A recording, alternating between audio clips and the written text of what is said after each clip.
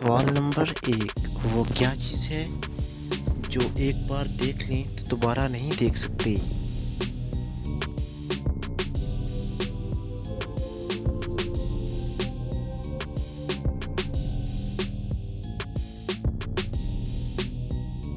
सवाल नंबर 1 का दुरुस्त जवाब है गुजरा हुआ वक़्त जो कभी वापस नहीं आता। सवाल नंबर 2 वो क्या है जो सबके अंदर होता है, किसी में ज़्यादा होता है, किसी में कम और किसी का दिखता है और किसी का नहीं।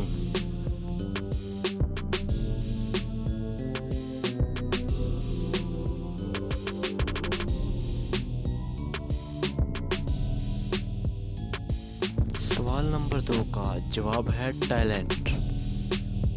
सवाल नंबर 3 वो कौन सी चीज़ है जो जिंदा हो तो दफना देते हैं और मर जाए तो निकाल लेते हैं?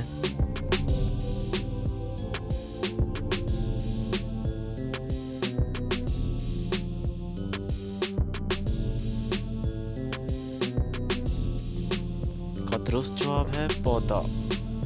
सवाल नंबर 4 आदमी दो हैं और कश्ती एक है, लेकिन दोनों आदमियों ने नदी पार करनी है और कश्ती एक वक्त में एक ही आदमी को लेकर जा सकती है, तो बताइए वो नदी कैसे पार करेंगे?